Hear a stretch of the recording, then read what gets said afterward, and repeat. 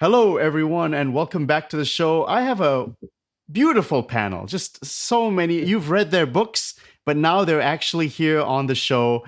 And we're going to talk about a topic that I think deserves lots more attention, and that is solfeggio.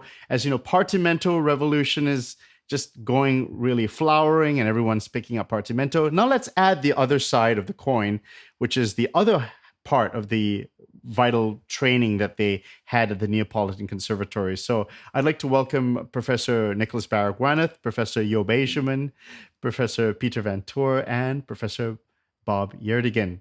Hello, everyone. How is everyone doing? Hey, Nikhil, doing well. Great. And it would be inconceivable that no one knows who you are, but maybe for the new people who come into this movement, maybe why don't everyone just give yourself a quick introduction? Professor Baragwanath, why don't you just give a brief introduction? Okay. I trained as a pianist, a solo pianist for some years, and worked in opera houses and was a performing musician for a while. Then I went into academia. I've published on quite a few things, but the reason I'm here today is my recent book, which is on solfeggio, on primarily Italian school of solfeggio in the 18th century. Great. Professor IJzerman. Yes, my background is a pianist too, and I did a lot of classical and traditional music theory. But some 8 or 10 years ago, I started to deepen myself into the early music scene, and I'm doing a lot of Renaissance music, but of course also I read the books of Bob and Nicholas and Peter with a lot of interest. And as a sort of outcome, I have written my own book, Harmony, Counterpoint, Partimento. Wonderful. Professor Van Toor? Absolutely. So my background is I am trained as a music teacher, and I have been doing research in partimento the last 10 years or so. And at the moment, I'm teaching at Örebro University in Sweden. Great, great. And Professor Gjerdingen, why don't you introduce yourself? Well, I've been around for a long time and have done a lot of crazy things, like being in an army band in Hawaii and playing in awful churches and all kinds of things at the lower level of performing music. But I found I did have some talent in scholarship. And so I became very interested in music psychology and the idea of if you were a working musician in past centuries, how did you know what to say? If you can think of music, performing music, especially improvising music, as a kind of speech that you're saying something, well, how did you know what to say? And how did you know that what you said was correct, or at least acceptable, or ideally entertaining? So I studied the phrases of classical music for a long time. And then it was just like a bolt out of the blue when one of my colleagues introduced me to partimenti. And I saw that these teachers, the masters at the conservatories, were teaching the children what to say. It may seem obvious, but if you're going to be a blues guitarist, somebody has to teach you what to say. Now, maybe you get it from recordings today, but in an era before recordings, some human had to tell you what to do, or at least imitate. You could imitate a master. So even if they couldn't speak at all, they could speak music and you could imitate them. So I became very interested in that. And partimenti fit into that as a kind of historical testament of how masters trained young musicians. And then, of course, I just found this stuff completely engaging. And I was suddenly able to improvise myself, which surprised everyone. And I have to, full disclosure, I'm an adagio improviser. If I try and improvise at a fast tempo, I completely lose track of what I'm doing. But the idea that I could do it at all is just amazing, because I'm a mediocre musician on my best days, but I'm a local hero now. I can improvise in the church organ. I mean, this is very small time stuff compared to what some of my colleagues here are able to do. But nonetheless, it was fun to be involved in bringing dusty scholarship to a point where it could be useful. And well, the young prodigy Alma Deutscher that I helped when she was quite young, is now a big time composer and conductor, and it's amazing what this stuff can do. Not surprising in a way, because after all, this is how this music was taught when it really mattered. Right. That's a good launching point for our topic today, which is solfeggio. I think it would be fun actually can each of you just talk about how you got introduced to solfeggio? I know the book, Professor Gjerdingen, in our conversations, we talked about the researchers in the past, Fellere, I think, and there's some musicologists in the 20th century. But let's talk about solfeggio now. How did each of you get interested in the Neapolitan approach to solfeggio? Maybe we'll go in reverse. Professor Van Toor, why don't you talk about your introduction to solfeggio? Yeah, well, when I started to write about partimento, of course, I bumped into solfeggio, and it was intriguing to see that the modern composers in partimento were the old-fashioned ones for the solfeggio, and vice versa, which was a bit surprising. And I didn't really understand that from the beginning. Durante was very modern in his approach to partimento, but he was quite old-fashioned in his solfeggio approach. And Leonardo Leo was quite old-fashioned with his solfeggi, no, in his partimenti, and he was quite modern with his solfeggi. So it raised a lot of questions that took a while to figure out why that was. Professor IJzerman, how about you? Yes, my first steps in historical solfeggio was hexachord solmization in the field of Renaissance music, and that's already a long time ago. And I found it very interesting because hexachord solmization says something about the structure of the melodies of that style. Many years later, I heard Nick talking about the Italian solfeggio tradition. I think it was in Leuven. Is that possible, Nick? I think so. Yeah, I think that's correct. Yes. I was a sort of flabbergasted because at first I didn't understand anything of that. But I had the idea that it was something really meaningful. And a couple of years later, I started to try to understand the whole system. And I experimented a lot with my students. And also to my own surprise, students just took it up very clearly. And they told me that it was very meaningful to them.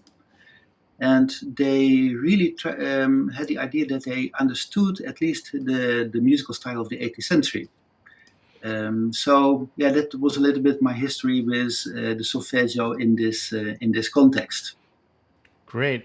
Professor Baragwanath, you wrote the very important solfeggio tradition. How did it start for you? It's all Bob's fault. I blame him. It was actually in the year 2007. I first met Bob in Freiburg. There was a conference there. It was a very important conference because I remember Bob's book on the Galant style had just come out, and there was a real buzz. Everyone was there to hear about these strange things called partimento. And at that time, I have to confess, I had never heard the word. I didn't know what a partimento was in 2007. And it was all very new to me. And I wasn't even a scholar in this field. I was in a completely different field. And it was Bob's book, which has a chapter on solfeggio. And I think Bob needs credit there for being the first modern scholar to actually take an interest in this topic. So Bob's chapter on, I think you call it Do Re Mi, Bob. Is that right? And when I read that, and I became aware that there were thousands, 12,000 of these manuscripts all over the world, and no one had ever really studied them. No one had written about them. And then Bob came along and said, well, they had this different system. The semitone was always mi fa, and I thought that's fundamental. That's absolutely, foundational to the study of this music, but no one talks about it. So thanks to Bob, I set myself the task of trying to explain what all these manuscripts did, how they were used, how they were taught, because actually nobody really knew. And there's still, I have to say, a lot of things we still don't know. And I spent the next sort of 10 years studying, and I have to confess that for about 7 or 8 of those years, I really couldn't crack this thing at all. I just was going nowhere. I just analyzed these things to death. I tried every possible approach. And I just couldn't break this. I just couldn't understand, the way these things worked and how they were used. And then sort of things started to fall into place. And I won't talk in detail about that, but just, it started to click. And then I realized a few things and it all made sense. It's all Bob's fault. And he set me on a path for about 10 years of digging around archives all over the place, trying to find these sources and, plowing through difficult manuscripts and teaching myself all sorts of new skills. I blame him. Well, you were mentioned, Professor Gjerdingen. Why did you talk about solfeggio for you? You mentioned music in the Galant style. It was mentioned. Well, there's 2 phases of this for me. The very first was that I managed to get to be 18 with practically no musical training except for piano lessons. I'm not proud of that, but I came from a village of 300 people, and I didn't get to hear a symphony orchestra until I was 16. This was really rural life in an agricultural area. So I got to college. And I had studied harmony books, Roman numerals and all that good stuff. I was so good at it that the teacher of the harmony class was a recent graduate from the Juilliard School. He went on to become the first violist of the Cleveland Orchestra. So he was a great musician. But he hated teaching harmony.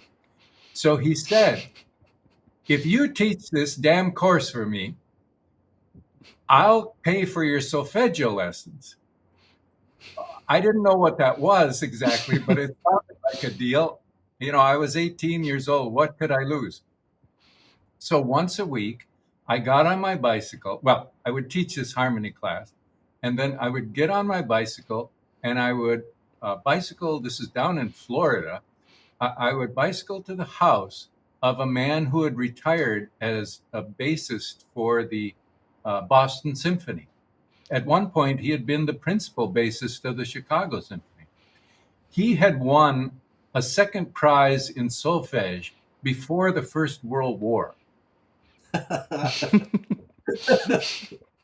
So this was definitely old school.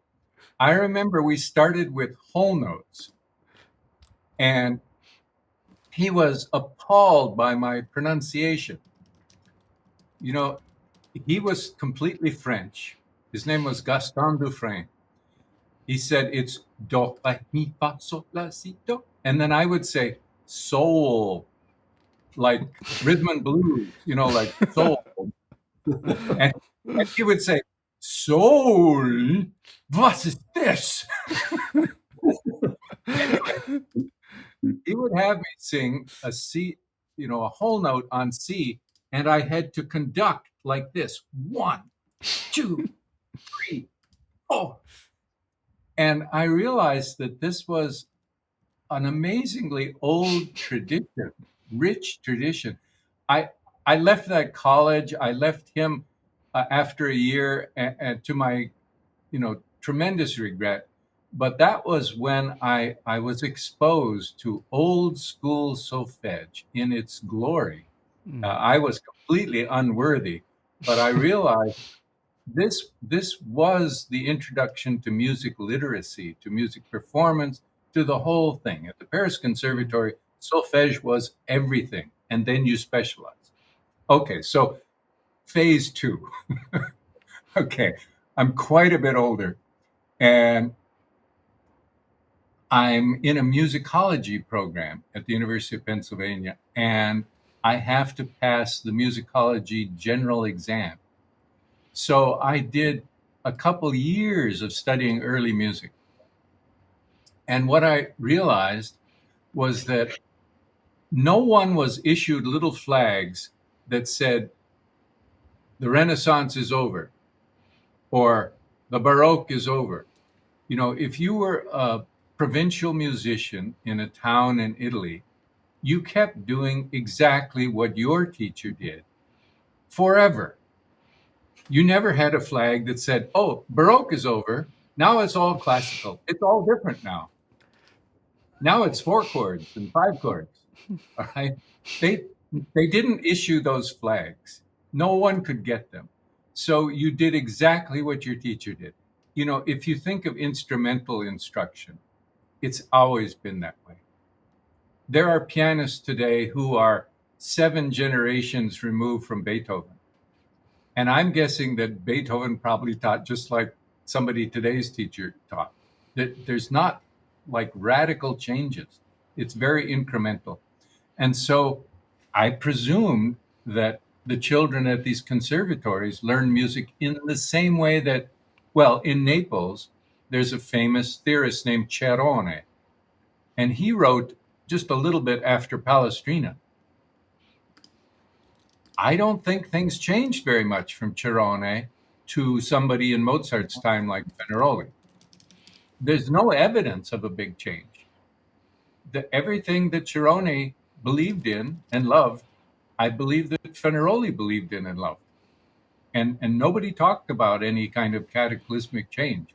So that's my second take on this, that coming from a kind of early musicology background, looking at these pieces, they look very much like the great Palestrina tradition, the great Italian sacred music tradition. And of course, these institutions were funded by the church. So really, no one had an interest in radical change. These institutions, I would say, were primarily for tradition keeping and tradition enriching. Can I ask a question? So surely, I mean, in most modern conservatories, everyone does solfeggio. There's a class, ear training. So just for people who are curious, like, wait a second, we already do solfeggio. So why is this any different from what I'm doing? So maybe you could, Professor IJzerman, what is the difference perhaps with the Neapolitan approach that you can contrast with a modern conservatory today? Yes. Now, I worked until some 2 or 3 weeks ago on the Conservatory of Amsterdam, and I'm now retiring. But we had a lot of congratulations! Congratulations! Let's have a party. I feel very free at the very moment. We'll make anyway. So we have a lot of students from French, Spanish, Portuguese-speaking countries, and they were all educated in the so-called fixed do. And actually, I hate that system for several reasons. One of the reasons is that it doesn't have any musical meaning. So if you say do or re, it can mean everything, actually. So the do is the C or the C flat or the C sharp. It can be part of C major, but also part of A flat major, and so forth and so forth. So those solmization syllables are only saying something about the pitch. And I think music is not about pitches, but it is about pitch relations. And fixed do doesn't teach you anything in those relations. The point is that when you are trained very toughly in that system, then you develop a kind of absolute pitch ear, which is admired by many people. But I think that it doesn't help you to be a better musician. And on some moment, for instance, when you are listening to a piece by Vivaldi, for instance, in a tuning of 415, those people are completely lost. Because it doesn't fit with their drilling system of the fixed do.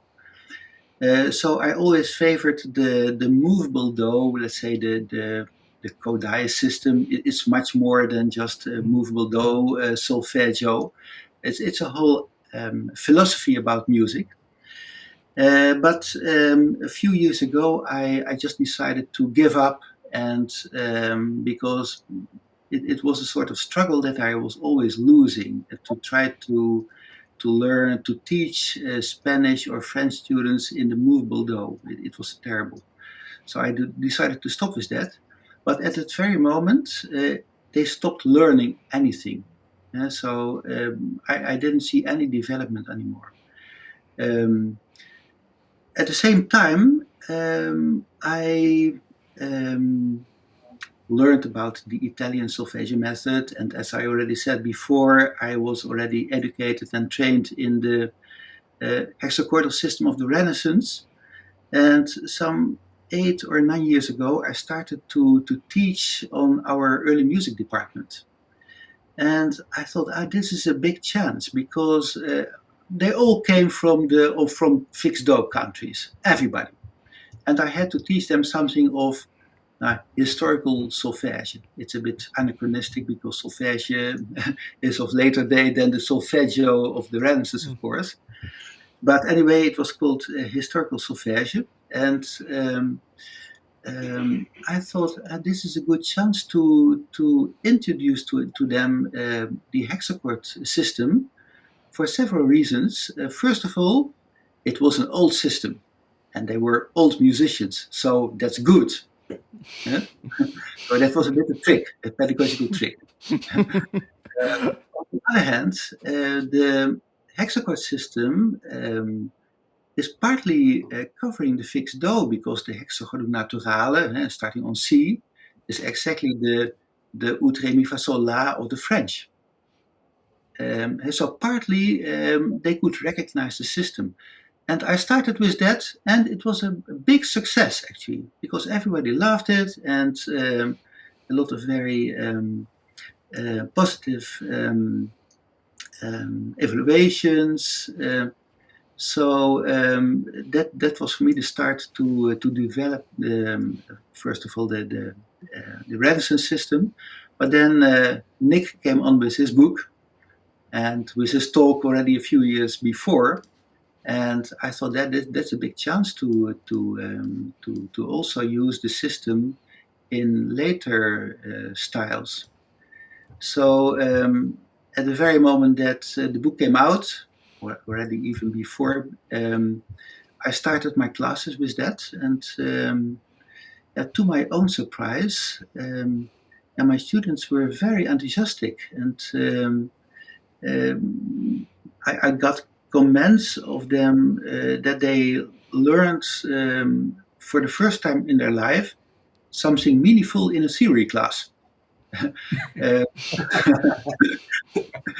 So, and I think, in a way, I understand them, because when you talk about, now let's not talk anymore about the fixed do system, but when you talk, for instance, about Roman numerals, making music to some sort of chord progression, I always compare it with the salami sauces, with some slices of chords. That has not so much to do, I think, with music. But when you approach music in a more horizontal way, of course, which is solfeggio, or that old solfeggio system, the hexachord system, it is all about relations, it's all about horizontality. And together with Bob's fantastic theory about the schemas, it offered a fantastic tool to think in terms of music in a very horizontal way. Just to end my what I want to say is, when you are a pianist or an organist, you are a sort of used to think in terms of chords. I remember that when I was 7 or 8 years old, I really liked to play chords. And I liked to accompany myself when I was singing a little tune or something like that. But for violin players or trombone players or whatever players, chords is something abstract. And they think in terms of melody. And so I think that this is one of the things that is so important, and why maybe my students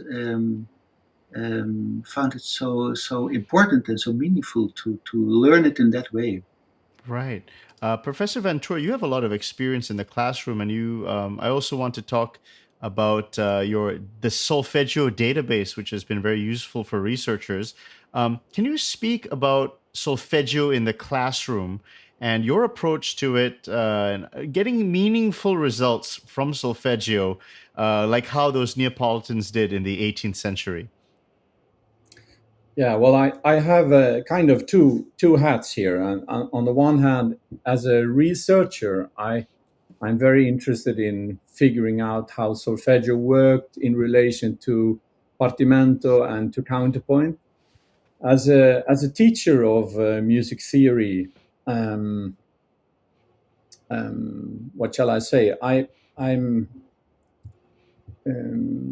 see a lot of problems around me in the conservatories, where many students come with quite advanced skills in melodic and rhythmic reading.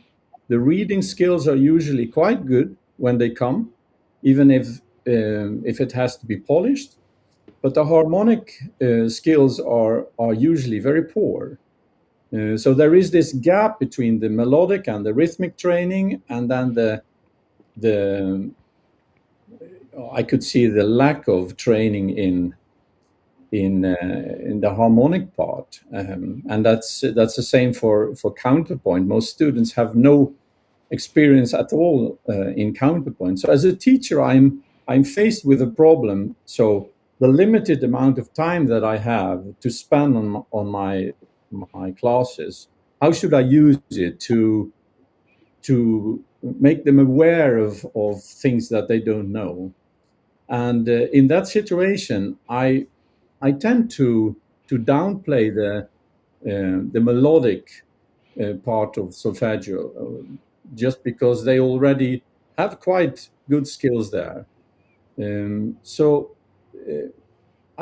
first thing I want to do is I want to give them experience to put their hands on the keyboard. Modern flute players or violin players, they've never approached or at least many of them have never approached the piano. So they're only working with their instrument, and it makes them completely focused on the sound quality of their instrument. They're very focused on that, and they put lots of time into that.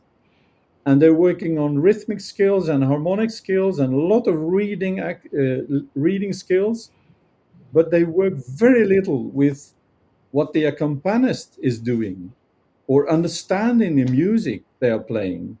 So the whole understanding part of their musicianship has to be built from scratch, I would say, in most cases. So, and in this situation, I think partimento has been a revelation for me, because it has shown me that the limited amount of time that I have as a theory teacher becomes so much more efficient by making my students learn with their hands instead of learning through a blackboard or a whiteboard. So the learning becomes faster. So my approach to partimento is more central than my approach to solfeggio, I would say. So, and if you ask me, so what do you do with the solfeggi? I would say I use them for the material of the solfeggi. If you look at the solfeggi, how they are built, and the patterns that are in these pieces, there are lots of schematic things that are extremely useful for building skills in counterpoint or building skills in canons, that kind of thing. So I use the materials, but I don't put a lot of time into solmization. And as a historian, I can say there were also back in the days of the 18th century, there were teachers were complaining about doing solfeggio too there. I remember reading about Nicola Porpora, who didn't use any solmization at all. So he put a lot of time into counterpoint and into understanding the music, but he was more interested in working with the voice than doing the solmization stuff. So that makes me a little bit of a skeptical in the field of solmization, I would say. Well, it's good to have your input on the panel. Professor Baragwanath, I'd really love to get your take on your classroom experience now with solfeggio, with solmization, and how have you seen the reaction to your work in the classroom, kind of like Professor IJzerman was talking about? Well, actually, I think Jorb is probably better suited to answer this question because he has more experience of teaching. I mean, I have taught many courses on this, but not a huge amount. And actually, I think it depends what you want to do. I mean, a lot of people do ask. They say, "Well, okay, we've got this system from the past. What do we do with it? How can it be of use nowadays?" Well, my answer to that is, well, it depends what you want to do. So, for instance, some musicologists like to analyze music, so they like to be able to describe music of the past. And it's quite useful for that. You can look at schemata, and you can find all sorts of interesting patterns by looking at the syllables and how they're used.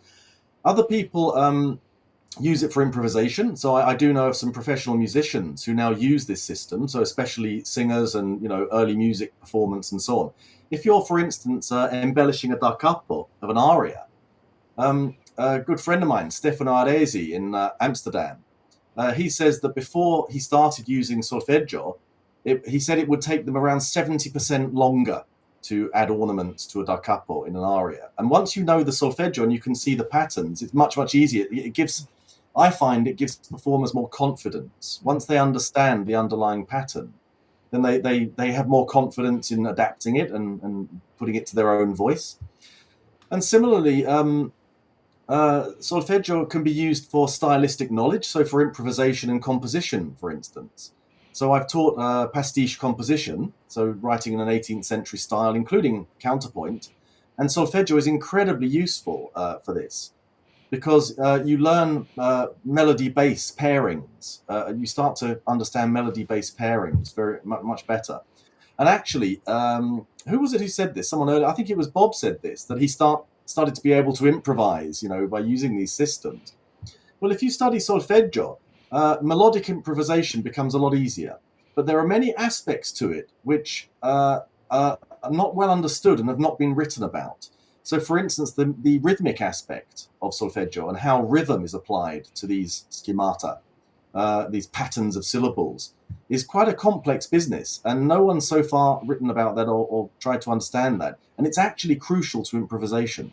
So if you give a student a string of syllables and say, well, make me a melody, the question arises, well, what's my rhythm? How do I put rhythm to these syllables? And so that's quite an important point which needs a bit more attention. But just to quickly answer the question then, I found that my experience is similar to Jorb's in that students have really taken to this enthusiastically. At the start, they found it really odd, really strange, that there's a system that they're completely unfamiliar with. But they very quickly pick up. The one thing that no one so far has really picked up on is what I thought was quite an important insight in my book, which is how they read music. And they actually read music through two simple systems. So they could read any key or any clef using just two simple patterns, which is pretty amazing. And so for them, do, re, mi, fa, sol was not just a simple intervallic shape. It was also a way to read music in any key or any clef. And it always amazed me when you look back in the 18th century, you'd find manuscripts with sort of 4 different clefs, and they would chop and change between clefs all over the place in a way that even the best modern solfege trained student, would have trouble with. And of course, they weren't reading in the same way as us. For them, the fa clefs, finding mi fa on a stave, there's only 2 places it can go. It's either on a line or a space. And so it radically simplifies the process of reading. But so far, I seem to be the only person who does this. So, reading, because in order to do it, you have to sort of learn plain chant, you have to go back to basics. And I suppose it can actually damage your ability to read in a modern way, when G clefs and F clef and pianos and so on. That's one thing that students have found very difficult. But there are various other things that they find quite easy. So creating melodies out of strings of syllables and analyzing them, I found students to be pretty good, actually. So with a little bit of training, students can do as much as I can do with a melody. They can spot these syllables, they can spot the patterns and so on. I hope that's an answer. But as I say, Job's had more classroom experience than me in teaching this. Right. There's a question that people who are into partimento want to ask, which is, do I need to be a good singer? Do I need to do a solfeggio, no matter the system? Do I need to sing to be realizing partimenti well? Is this a necessary thing? Clearly, historically, it was. But what would the panel say about it today? Is it a requirement? Would you want your students who are learning partimento to sing and to do solfeggio? Anyone can take it. I would say absolutely. Singing is foundational for musicianship of all times. I think the singing helps us to become aware of so many things, so the solmization is, I think, a different thing, a different aspect of solfeggio than the actual melodies or the singing in itself. So you can very well have a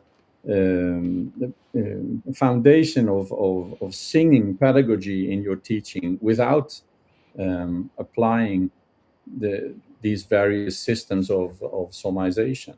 One of the problems I experience is that there are so many systems. Job already talked about this with many of the southern European countries that have their own system, and there's always struggle between these systems, and it's very annoying. So what do you do with it? So there's always one or two in the classroom that get annoyed when you pick one system, then Right. Professor Gjerdingen, what to that point? Do I have to sing lots of melodies to will this be useful for partimento? Whether you sing them or play them, you should study lots of them. And I think one of the,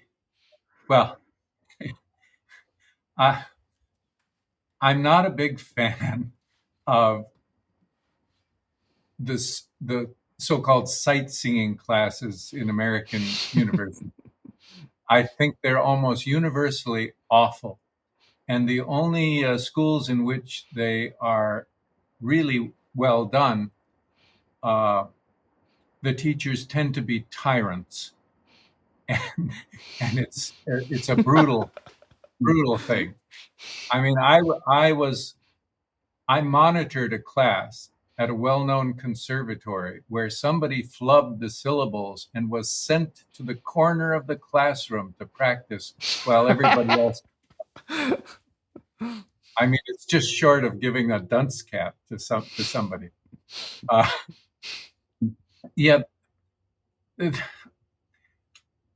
couple basic things. The fluent solmizers that Job referred to from Spain and Italy and France learned these things when they were quite young. And so in terms of a language, this is what would be called F1, your native language. And it should be remembered that historically solfege was training in musical literacy.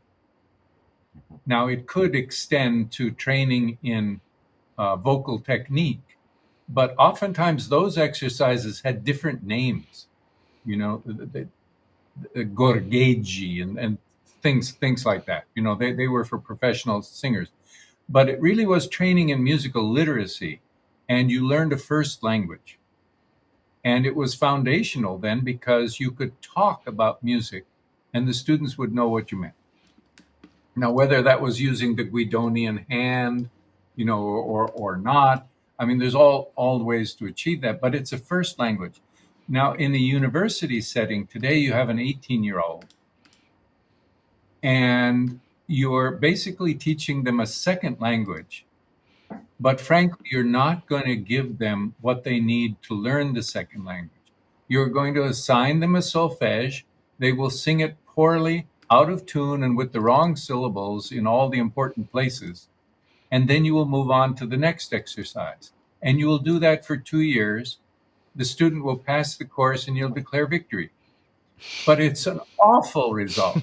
I mean, any conservatory in North America, if you walk by a class in sight singing, you will hear what sounds like a really bad chorus with about half the people sharp and about half the people flat, and all of them trying to figure out whether it's do or sol or mi. And of course, then add in what I call the fee, fi, fo, fum system, where you not only are supposed to say what scale degree it is, but whether it's flat or sharp or whatever.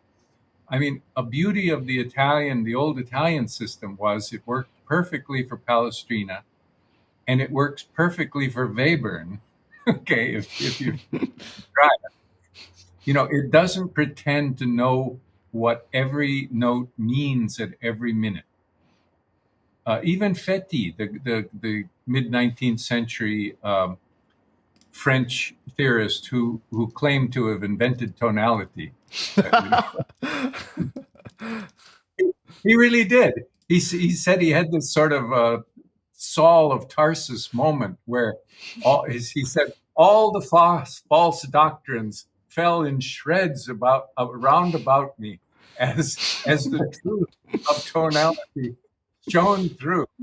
So anyway, he said that during sequences he completely lost track of what the key was, and then it would emerge on the other end of the sequence. And maybe musicians have had this experience with Bach, with sequences in Bach, where he gets in one key and then he'll shift it on as you just take a little half step here or there and it moves it along. It's interesting that Fetti said that really he was an advocate of partimenti. And he said harmony, it only took about 6 weeks to teach harmony, what the subject was. But learning to make harmony then took much longer. I was struck by Nick talking about how simple some of these things are when you really get into them. And, in the French conservatory, they were quite open about this. I think it's a stunning fact that the only stable sonorities are 1, 3, 5 and 1, 6. That is harmony. That's it. That's the total subject. Now, you can make it more complicated by introducing counterpoint. You can make it more complicated by introducing schemas and try and study the sequence of things. But the actual core is really simple. What Solfege in the past had in its favor was the richness of the study.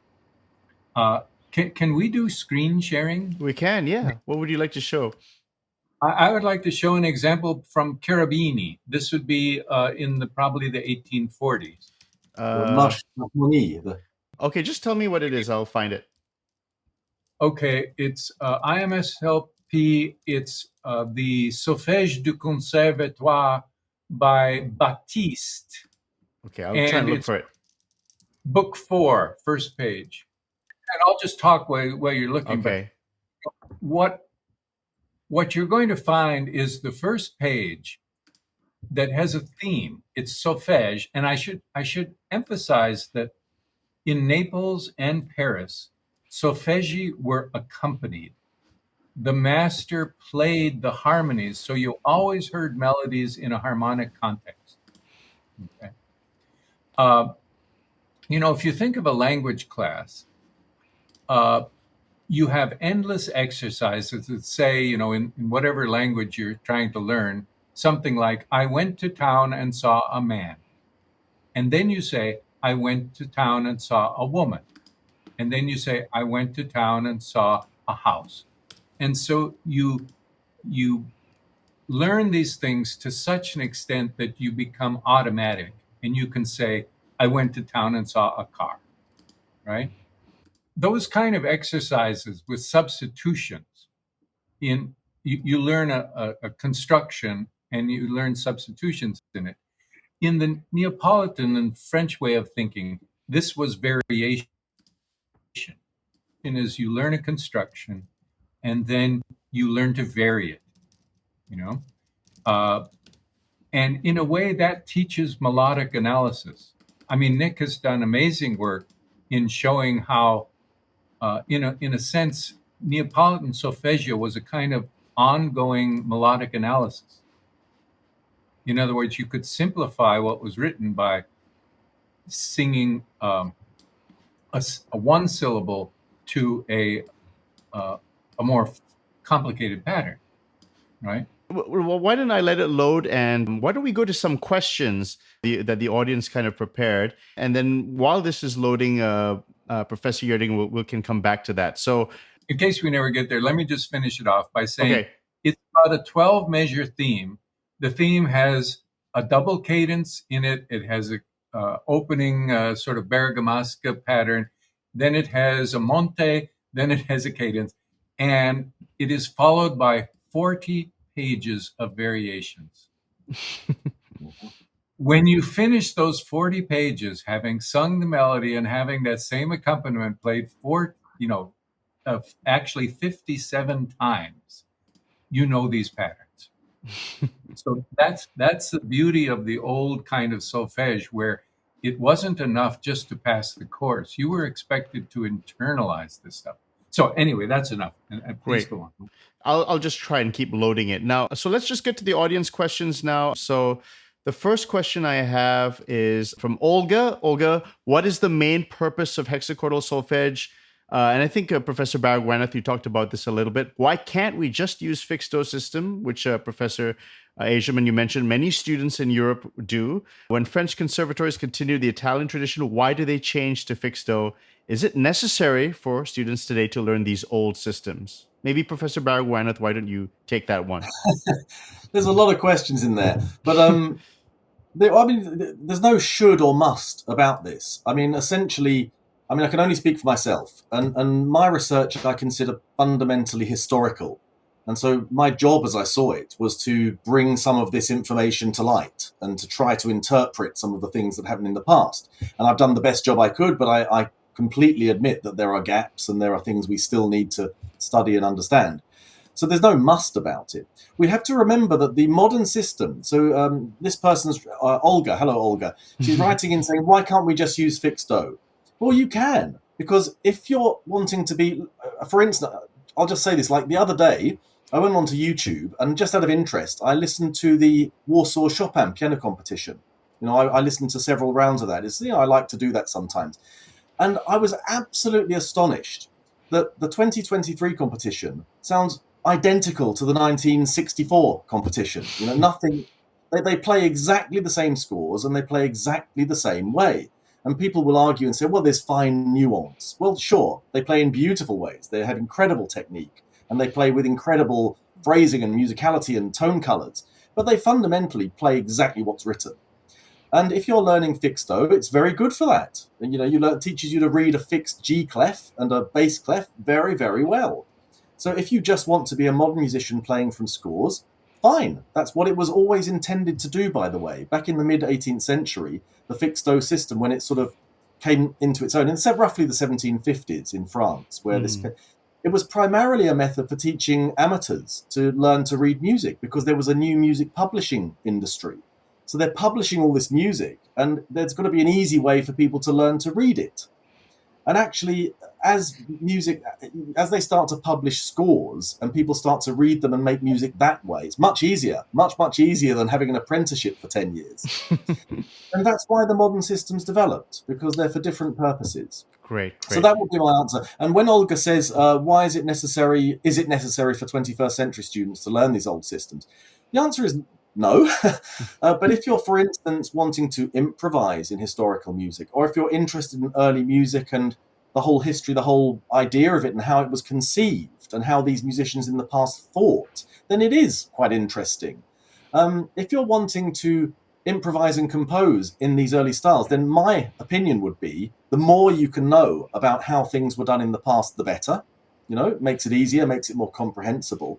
But if you want to be a modern musician and you're just playing from scores very, very well, very, very effectively with great technique, you don't need to know these things. So they're curiosities in a way, but for some people, they want to bring these back to life, and for other people, they're just historical curiosities, and that's fine. Everybody has their own, way of using this information.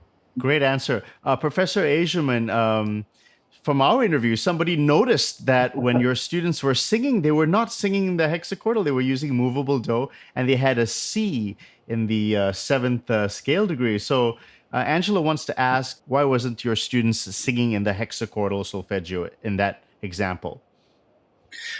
As you could hear from me, I do actually a lot of hexachordal solmization, but mainly for early music students. I don't think that if you are singing melodies in the style of Hindemith or so, that hexachord solmization helps you so much. So what I did in the past, in the close past, I did a movable do with my students, with T as the seventh note, not C but T. Very important. So most of my classes are filled with violinists or trombonists or whatsoever. So I don't want to bother them with those old systems, actually. So that's the reason why. So my book that I'm using, so my harmony counterpoint partimento book, is a sort of alternative for harmony and not so much for solfege, of course. But that's also based on old systems. But I think that you can broaden the scope toward at least the middle of the 19th century. So, for instance, I think that Wagner can be treated very well in terms of basso continuo, partimento, and these kind of things. And therefore, you don't need Roman numerals. And so the system based on partimento, on basso continuo, is much more universal than the old solfeggio system, I think. That's the reason why. Okay, great response. And here's another question. With Rebecca is asking a question now. Let me just bring it up. Professor Ventura, maybe you could take a look at this one. Let me just go back to the questions here. So my work is with pre-collegiate students aged 5 to 18. We have so much to cover in a half-hour lesson. So what simple concepts would you introduce in that context in just a half hour? I need to keep it so they won't be confused in their school music classes, which in North America is typically movable do. So far, I've had some success with 2 and 3 part cadences. Professor Ventura, what do you think about that? Some advice? Yeah, I think the best thing to do is just to sing a lot. I sing a lot with my hand, so just make them sing on a scale and learn teach them the scales in minor and major. If they're young, that's a great way to start. If you want to go up, I use my other hand like that. But and I think the idea to start with cadences is great.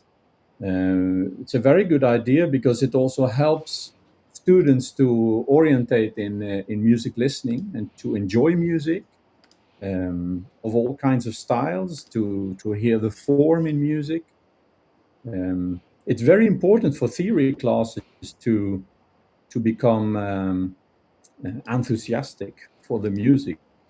The love of music is, I think, central for theory classes. So listening to very good music and very good recordings by very good musicians, I think, is a central part of, at least for my teaching, very important. And I think what she already proposes sounds very good. Great. May I add something to that? Absolutely, yeah. I had some contact with a Spanish colleague of mine, and he was teaching for teenagers. And he wrote me that those little boys and girls, that they used my book. They couldn't read it because it was in English, and he regretted that there was not a Spanish translation to that. But they could make the exercises, and as you probably know, it starts very easily with 2 parts, and you don't need so many pianistic skills to already try something. And he told me that those boys and girls, after their lessons, went home and they were improvising on the simple exercises that they did in the class, and they improvised. They made some little compositions, and so according to my colleague, that was a sort of, how do you say that, start of creativity, actually, musical creativity, but just doing. And of course, nobody cares when they don't follow the rules or something like that, but just doing and trying and enjoying, actually. Very good. Huh? That's great. That's great. And we just have 4 more questions. Professor Gjerdingen, you wanted to add something? Oh, well, just thinking about teaching youngsters and solfeggio, it's worth noting. I mean, oftentimes people only look at the first couple of pages of a solfeggio book, and the last pages remain a mystery. But you were going to download the 4th volume of Batiste. It's okay if you didn't, but I'll just say that the 5th volume is all duets and trios. And the Solfege d'Italie, which was the great French collection of Italian solfeggi, its 3rd and final volume is all duets. And so some of those duets are actually fugues. So solfeggio covered a lot of things. And one of the things it covered was interaction between the students, the give and take of duets as they sang back and forth with each other. And I think students enjoy that. Great. No, great. And so I just wanted to bring up a couple more questions. This is related to Bach. And so I think it would be a good one here, which is, let's bring this up on the screen here. Many Bach keyboard pieces have very dense melodic material. Perhaps maybe we could just a quick analysis of maybe the first movement of the French suite. Wills is mentioning that he's convinced that he might have understood music precisely in the hexachordal tradition. Although his music is extremely complex, the mi-fa concept opens up his music for better understanding, and his quote, mi fa et fa mi est toda musica. I think it would be helpful for people to see these masters show the way they would understand a Bach keyboard piece. Professor Baragwanath, should we talk about this Bach piece here? Let me pull up the thing that you sent me. Yeah, here's one we prepared earlier. Yeah, I saw this question a little while before we were talking, and so I very quickly pieced this together. And here we have BWV 815, the French suite, the Allemande in E flat. And I have analyzed it for you. And it's really obvious what Bach was doing here. It's extremely obvious. I don't have a keyboard in front of me, otherwise I would play it for you.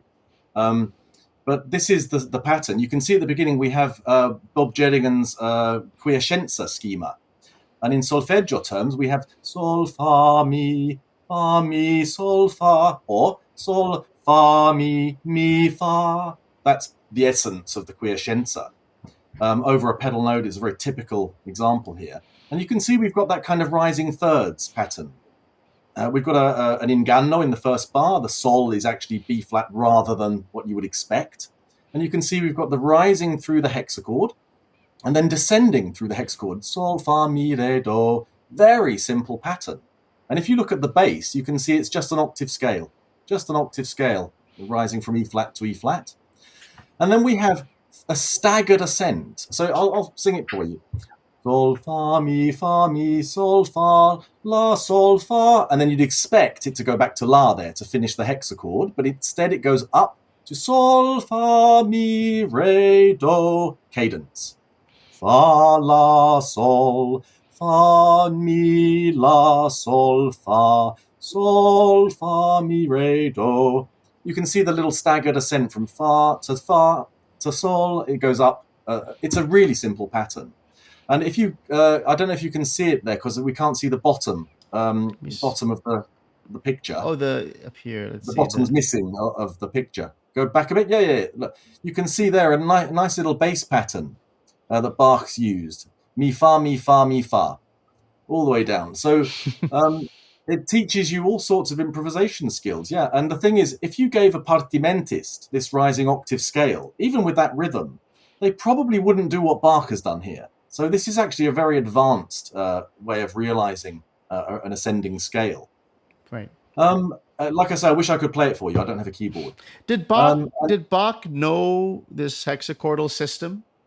For sure, absolutely, for sure. Yes, we know contemporaries of his at the time who wrote about it and talked about it, and it was taught. It was the main system that was taught. We know the textbooks that were used during Bach's lifetime in that part of Germany, and yes, that's exactly what they used.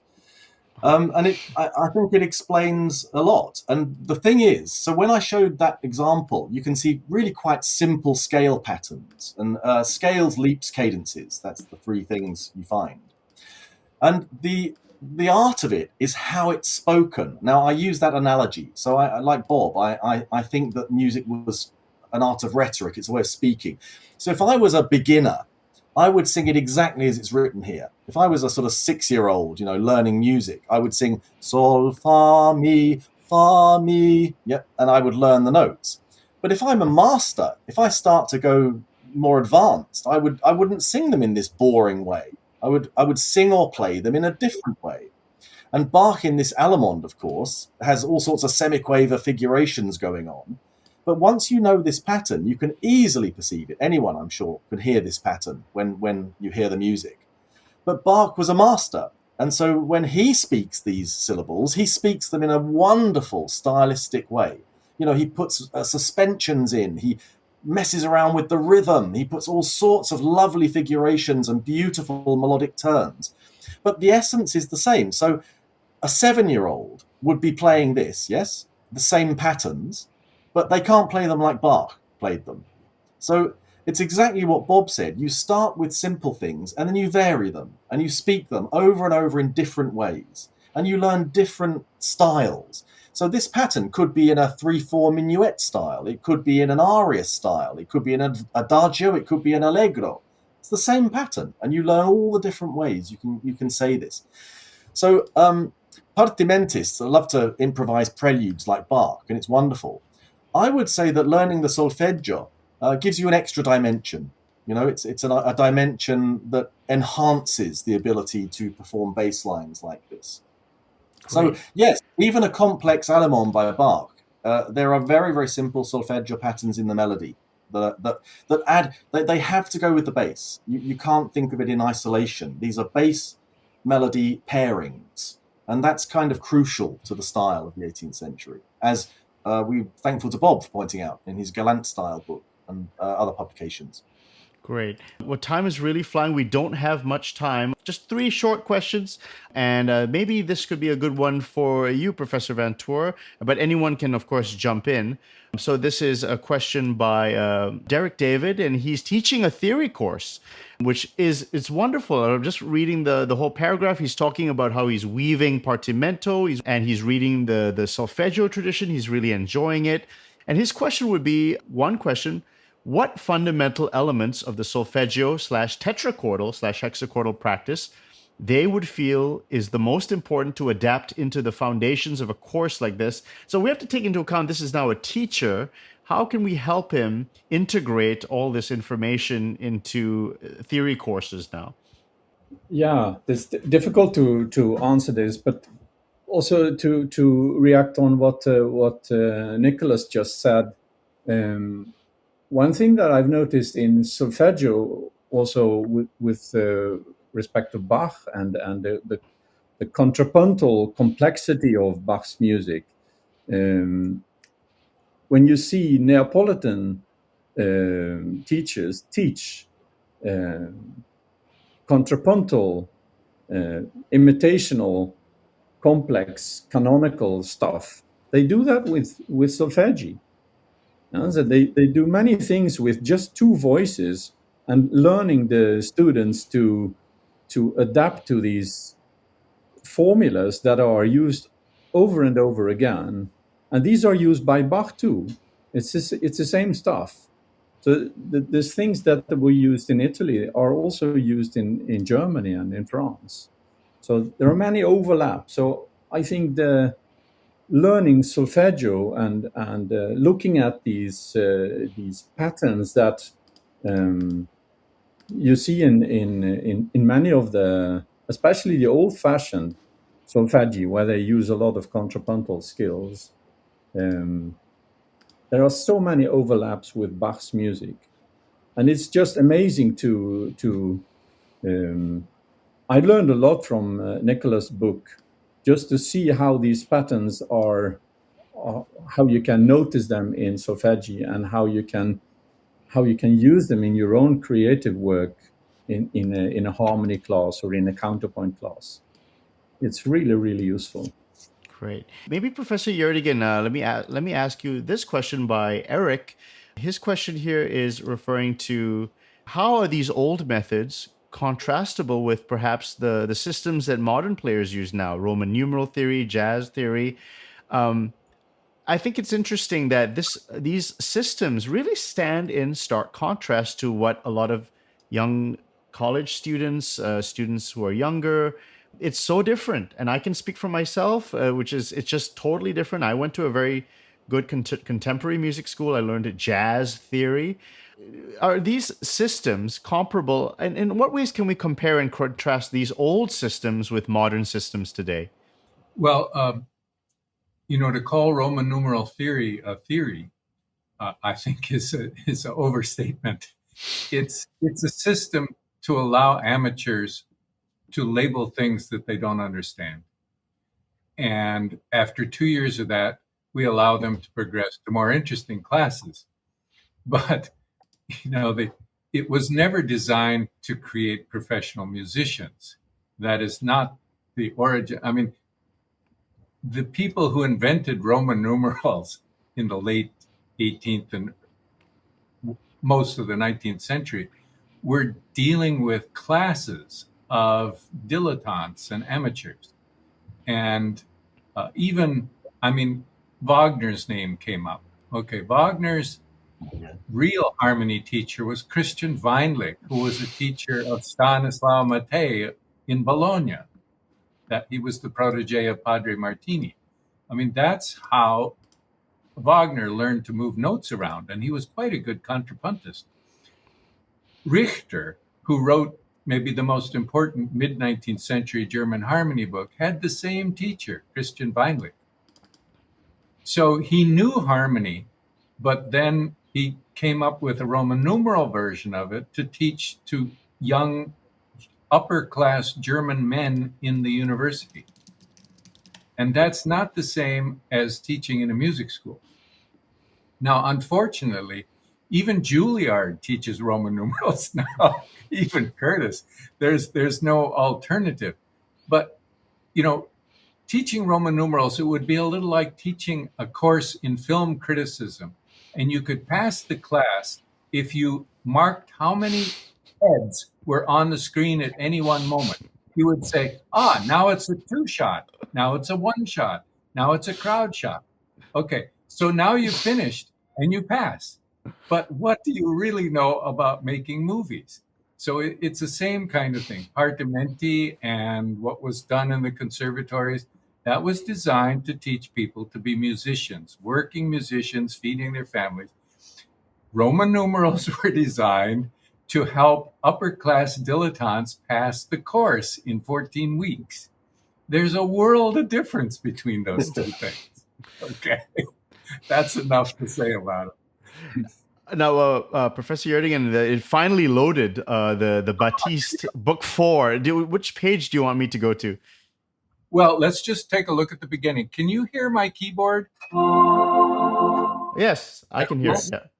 Okay, so we have a little cadential progression,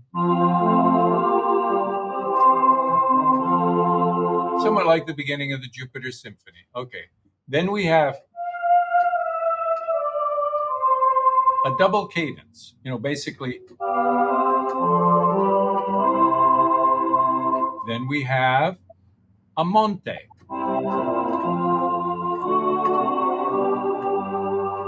And then another cadence. Okay, now come 57 variations, and you have to sing every one. When you finish this, you'll never forget this lesson.